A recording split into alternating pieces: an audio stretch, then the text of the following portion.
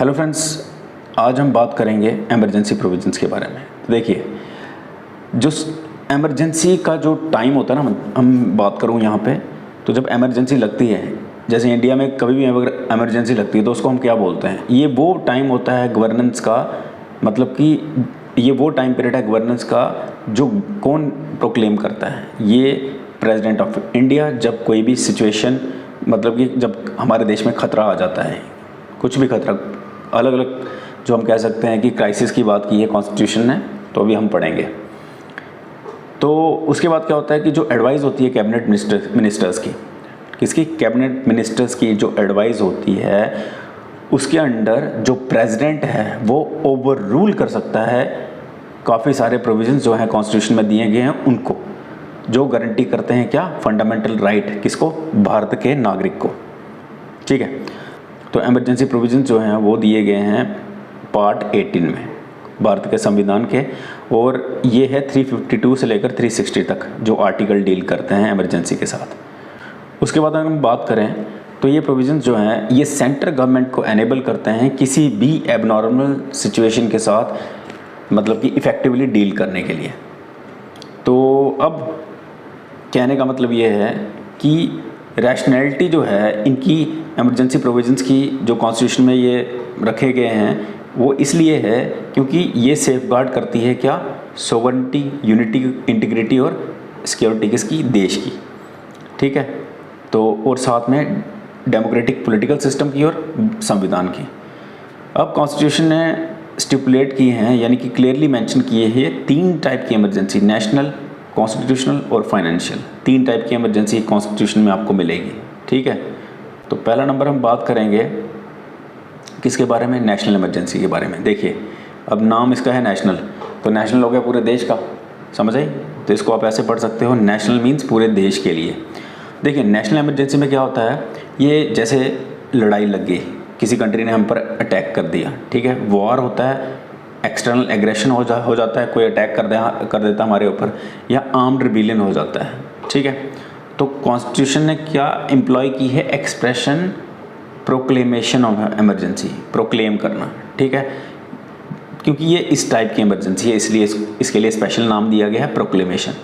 ठीक है, under article 352 president क्या करता है, डिक्लेयर करता है नेशनल इमरजेंसी जब उसको लगता है कि पूरे इंडिया को खतरा है या इंडिया के किसी हिस्से को खतरा है। ठीक है, वॉर से या एक्सटर्नल एग्रेशन से या आर्म्ड रिबेलियन से।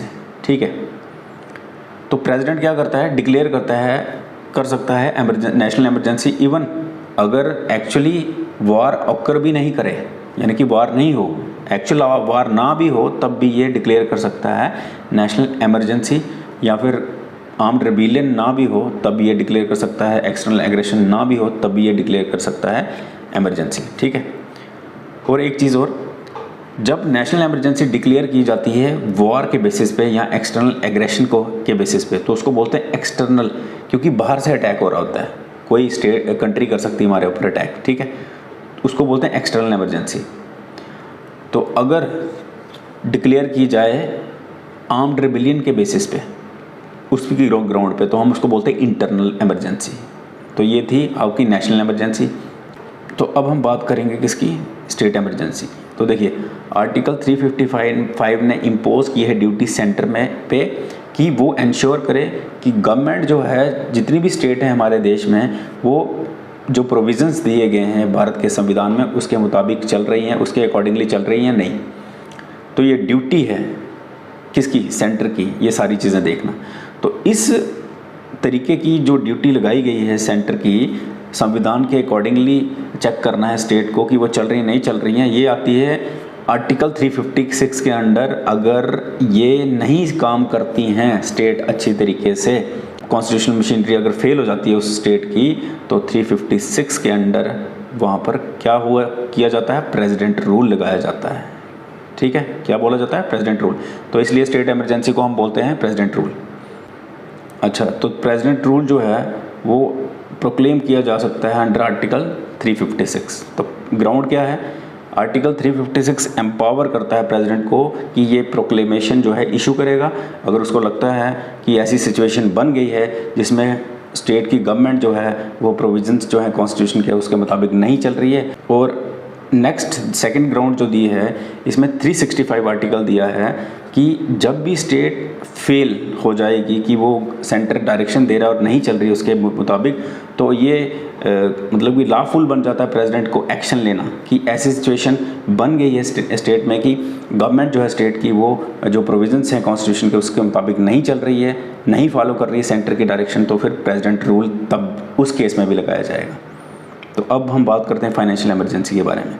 देखिए, वैसे तो हमारे देश में कभी फाइनेंशियल इमरजेंसी लगी ही नहीं है, ऊपर वाली दोनों इमरजेंसी लग गई हैं, नेशनल और स्टेट, बट फाइनेंशियल नहीं लगी अभी तक। ठीक है, तो फिर भी मैं पढ़ा देता हूँ। आर्टिकल 360 एम्पावर करता है प्रेसिडेंट को कि ये प्रोक्लेम कर सकता है क्या फाइनेंशियल इमरजेंसी, अगर वो सेटिस्फाई है कि फाइनेंशियल स्टेबिलिटी खतरे में है या क्रेडिट ऑफ इंडिया या उसकी कोई टेरिटरी का खतरे में है, तो वो ये प्रोक्लेम कर सकता है फाइनेंशियल इमरजेंसी। अच्छा, प्रोक्लेमेशन जिसमें फाइनेंशियल इमरजेंसी डिक्लेयर होती है उसको अप्रूव किया जाना चाहिए दोनों हाउसेस द्वारा पार्लियामेंट के। ठीक है, कितने महीने के अंदर? 2 महीने के अंदर, जिस डेट पे वो इशू हुआ है। ठीक है, वो प्रोक्लेमेशन। ठीक है।